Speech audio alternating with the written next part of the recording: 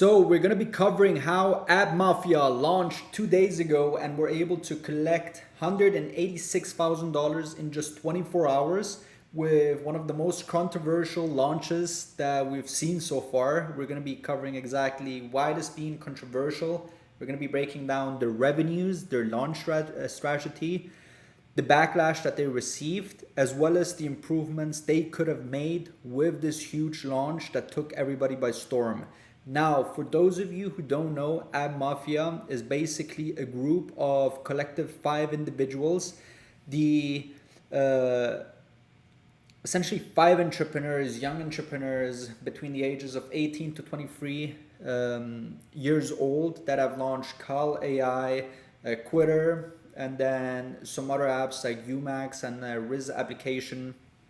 All apps configured with AI, and these are essentially young entrepreneurs that have gained a lot of respect over this coming year when it comes to launching and scaling their apps and being able to scale them beyond multi-millions in revenue.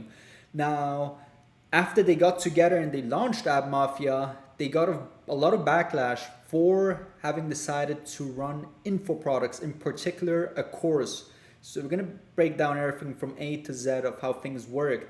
But this is essentially the group of the guys that decided to launch this organization, App Mafia, in the beginning of August, almost 3 weeks ago. And till 2 days ago, no one really knew what they were going to do and what this organization was about. And then everybody found out that it was a launch for an info product that they were going to sell. And after the launch happened, there's a lot of feedback and improvements and learning lessons that one can learn. But that being said, let's dive straight into it. Now, let's first look at the revenue numbers so we can understand how much were they able to make and how did they do so. They launched essentially 2 info products, a course that they were selling for $997 and a higher end mentorship program for $5,000 per year, or a one-time payment, which essentially included the course as well as a private community and a 30-minute call with one of the 5 founders, as well as some monthly calls. And this is essentially the 2 products. The course came by itself, right? And within the first 24 hours, they were able to sign up. As you can see here on the WOP screenshots, I took this 24 hours in. They were able to sign up 47 members for the course and 28 members for the higher level program, which allowed them to make $47,000 almost from the course, and then $140,000 from the higher level group coaching, 24 hours in, allowing them to make $186,000. Now, I'm recording this 48 hours afterwards, and by then they were able to convert 72 members for the course and 39 members for the group coaching, which in total allowed them to make $266,000, right? This is meant to say within 48 hours. So they did $250,000 in a 2-day launch, and those are obviously some solid numbers. Just the execution of the launch came with a lot of backlash, as you're going to see shortly. The marketing was genius, but the execution and some of the marketing vehicles that they implemented caused a lot of upset in the community. Now, let's look at the launch strategy to see how they exactly did it. Now, first things first, they came up with the organization name for App Mafia, right? Which no one knew about when they launched their gold verified organization on Twitter, and everyone was like, yo, what's going on over here, right? So they created the partnership between 5 of the hottest folks, right, in the app creation space when it comes to young entrepreneurs dominating the space right now, right? They're pretty big on socials, each one of them on X, right, ranging between 10 to 50,000 followers. They also are big on the podcast, right, on YouTube. And so everyone was like, damn, what is this App Mafia organization that has been launched by these 5 big players in the app space? And, what's this about? Because the only thing they did was create the organization beginning of August, and they didn't state anything of what they were doing. Now, their biggest lever when it came to the launch strategy was creating hype and curiosity, like in here, right? As soon as they launched, the first post they had was August 15th, 2025. And the second post was done by one of the founders saying, you either die a hero, you live long to see yourself become the villain. August 15th, right? Creating a lot of curiosity and hype for that date. That was one of the big levers that allowed him to get a lot of attention on what this App Mafia was, right? Then the second thing was this whole narrative about what is App Mafia, right? This is what they were tweeting left and right. And what they also did is they invited other successful app founder entrepreneurs in their demographic, right? Other young people that were crushing it, not to their level, but are still seen big in the in the Twitter ecosystem, and they invited them to join as affiliates onto their organization. So the way it works is when you've got a golden tick on Twitter, you can click on affiliates and you can see the people that are part of there, and the people were also able to get a badge of the App Mafia logo on them. So what they did is, like in the screenshot here, they wrote, "You've been invited, please tweet your own version of the phrase, what is App Mafia?" to other founders. Now these other founders, obviously, because they look up to these 5 guys who've been absolutely crushing it, and they know till then they had a good reputation, they wanted to be part of it, and most of them joined to be part of an affiliate so that they got this tick and were able to be part of the hype and just grow together. No one really knew that this is going to be a course launch, right? And so then all of these founders started tweeting as well, right? Me trying to research what App Mafia is. This was one of the affiliates that then opted out of the affiliate game in the end when they found out what it was.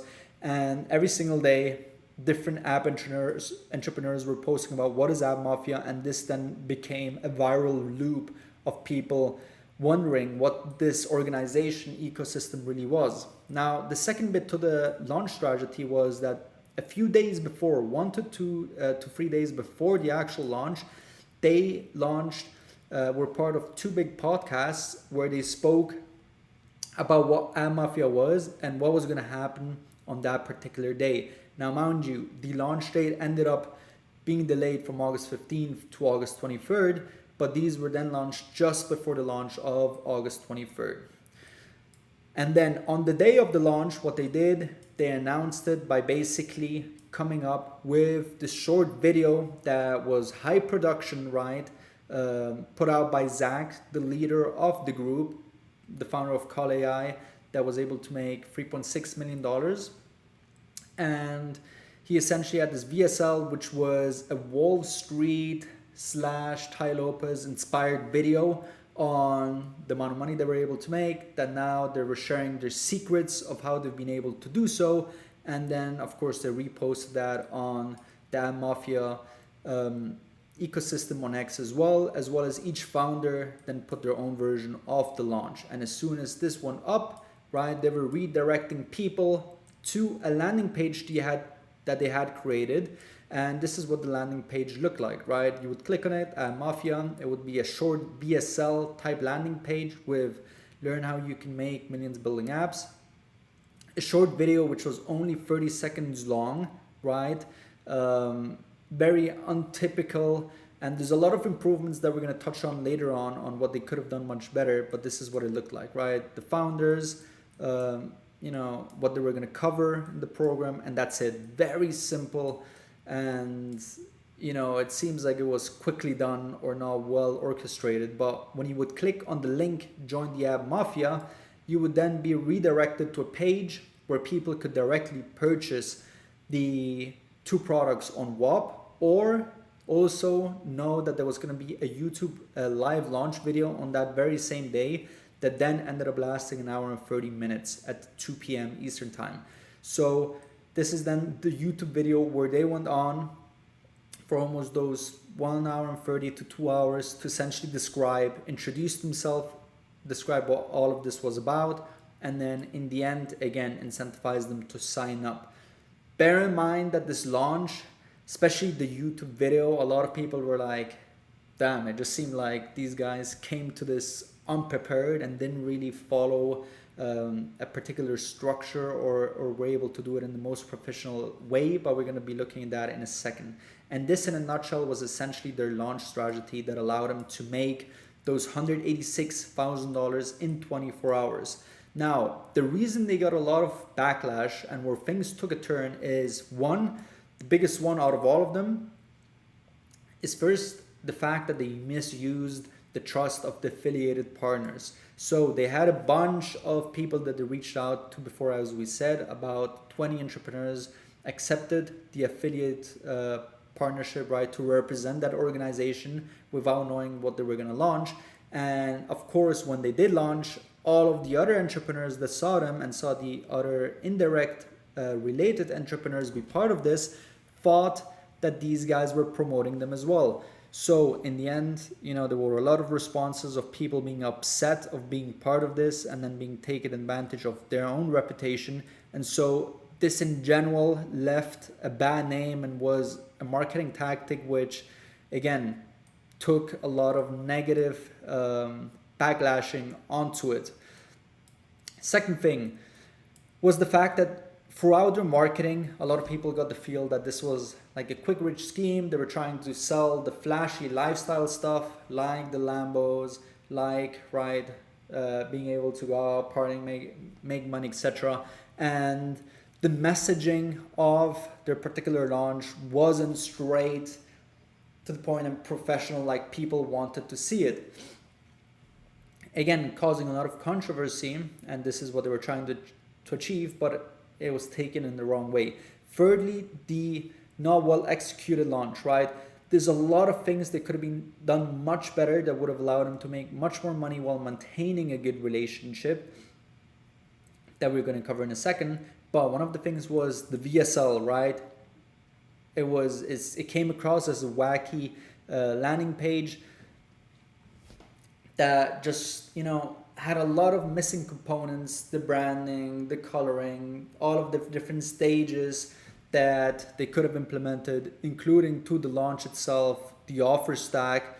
A lot of components were missing that could have allowed them to perform and execute this much better, as well as the fact that the YouTube video live, as people were saying here, just didn't come across in a positive or well-prepared way, right? So there was one comment saying this is extremely cringe, an unprepared, complete money grab.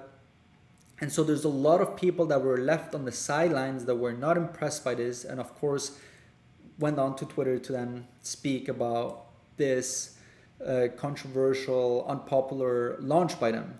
Now, what could they done to improve their info launch, right? And essentially 10x the amount of revenue that they could have made from what they've made while also maintaining a good reputation. First thing is first, of course, never done any marketing activities like misusing the affiliates and their reputation in the way they did, because that by itself already caused a negative effect on the personal brand that's going to be sadly lasting, right? Because it was just not a good business practice. The second thing, which is really big, is the messaging, right? The fact that instead of promoting it like a quick rich scheme and focusing on all of the flashy things, perhaps they should have rather taken the way to then target people and let them know that this is a serious program, right? Where they want to connect with founders and help the best founders become leaders in the industry when it comes to scaling apps and be the one leader in the info space for their particular niche.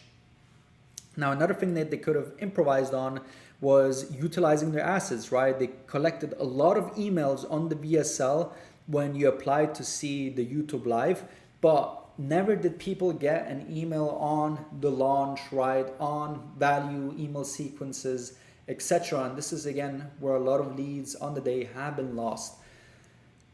Of course, like we said before, if you're going to do a YouTube live between 1 hour and 30 minutes, right, plus any live that you're going to do, you want to be well prepared so that people get as much value as possible, and so that then you can not only nurture them and provide value to the greatest level, but when it comes to then bringing them onto the offer, that there is a real incentive to do so.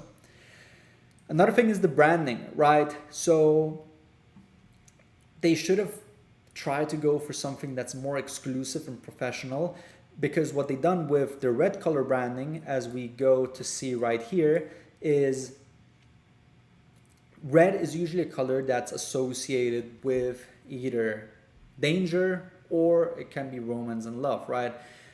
The fact that they chose their branding name to be App Mafia, right, with mafia being something that has a negative connotation, combined with the red, again, are branding colors that are not particularly suitable for this particular type of product. So they could have gone for a different name and a different branding color scheme to, again, portray something that's more professional, more exclusive, that would have led to more trust and allow people to know, hey, this is the real deal, right? This is going to be a leader in the space that, you know, is not going to be messing about with their offer stacks that they had.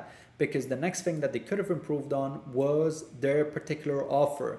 Now, they decided to launch a group coaching with a course. The course was taken really in a negative way, just because a lot of the founders involved in this organization, like you see in the screenshot, explicitly mention in their videos on YouTube and on X that they will never ever sell a course, and they were giving course sellers a lot of hate during this time. And bear in mind, this was months ago, right? So whenever they created content and said they're never going to sell anything, when they ended up doing so in the way they did, with all of, you know, the quick reach scheme, the wrong branding that we just talked about, and taking advantage of the affiliate partners, of course, this caused major backlash onto the people who gave him a lot of hate online. And, you know, having gone for all of that, they should have just stuck to a more premium offer. Again, having the right branding in place, doing the right launch strategy that we're going to cover now. They should have just had one premium inner circle offer, not position it like they did with their group coaching program, where they were only offering a 30-minute one-to-one call with the course. But they should have just packaged the offer differently to be more premium at a higher price point, with more close proximity touch points for higher level founders who already have an app and are trying to get to their level and become a leader in the app field.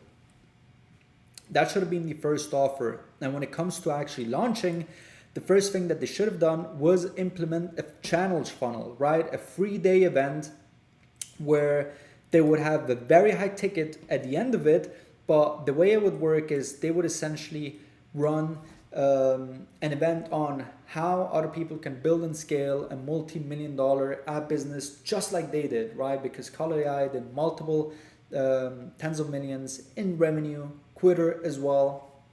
And so this is a lot of valuable knowledge that people are willing to pay for to attend such an event, and you know, a class of 3 days. So what they could have done is had two admissions, one general one for $49 and a VIP one for $149. And then on the day of the event, essentially having day one, this is just ideas that I put down, right? In the general event that would have lasted 1 hour, they could have spoke about how they were able to come up with their own successful app ideas, so that other people that are trying to launch something know what to look for when it comes to building an app that's going to do well and achieve product market fit in the market. Now, right after that, of course, you would then, for the VIP members, could attend the extended lesson, which would speak more about specific things that they didn't cover initially, revealing more of the secrets, right? And the whole purpose of this is, again, to spend a lot of time with the people that have been following you, to not directly sell them on something, right, that's unprepared and quickly done for with a wacky VSL, but rather nurture the people continuously, provide pure value so that people know, hey, I would have, you know, I paid for this event $49 or $149, and most likely they're going to be selling something at the end of it, but I'm still getting crazy value for that amount of a low ticket price that doesn't really hurt. And even if I don't sign up, I'm still walking away with something super valuable and a community and a lot of knowledge that I wouldn't have before, right? And then again, same for day two. One of the things that they could have spoken about was nailing the marketing side of things, how they were able to scale to those levels and what marketing vehicles they utilized in the VIP session afterwards, more golden nuggets on things that they haven't spoken about, right? More in-depth bits of the marketing, whether that's their system with micro-influencers, their partnerships to promote this, etc., etc. And day 3 could have then been on how they scaled systems that allowed them to grow to bigger numbers, and for the VIP session again, what allowed them to get those multi-million months. And then by the end of it, of course, pitch them on the biggest inner circle offer, right, for, you know, a very premium and small selected group of people that would want to work with them on an actual closer proximity rather than a course, rather than just a 30-minute call, but, you know, in an offer where they could speak to the founders, even though this could be divided by the 5 founders, right, and get direct consultations to help them take their existing apps or the apps that they're going to launch to the next level. And again, they could have offered 30 maximum spots, and from that alone, with the goodwill that they had previous to launching this, right, they could have easily actually signed up 30 people, because each one of these entrepreneurs has a huge following and is looked up by the biggest entrepreneurs in the space. And they could have, alone from the challenge funnel, made, if they covered the 30 spots, $750,000 in one day alone from that.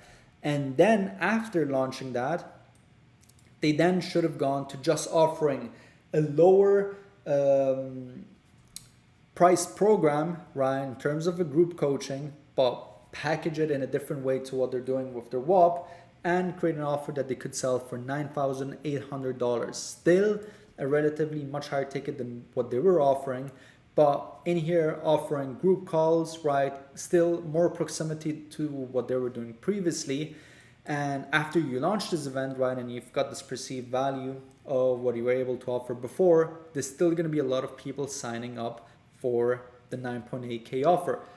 But to achieve that, you of course need a much better execution. So they would still do the same with a VSL landing page, then get people to get onto a forum to be able to qualify them, see where they're currently at, collect data points, get them on a calendar if qualified, right, speak to the sales rep on the discovery call, and then sign them up for the 9.8K offer if they are a good fit. Now, a lot of things that they needed to improve, right, on the VSL that they had previously, you know, I've put down, as we said before, the branding, the color schemes, their brand name should have been improved on. One of the things that they didn't include at all in their VSL was testimonials, right? This is what they would want to have after the challenge funnel. Speak to people directly, get testimonials and put them in, as well as from the inner circle offer that they're selling. Include more details, right, than these secrets here on what you would be getting in the offer actually. And just, you know, have a better VSL as well, because their VSL only lasted 30 seconds, right? These video sales letters, you want to be much longer. 10 minutes, right, is what you tend to see. These can even go up to 20 minutes because you want to speak directly to the pain points of your prospect and, you know, to the pointers that will help them move forward in their particular journey.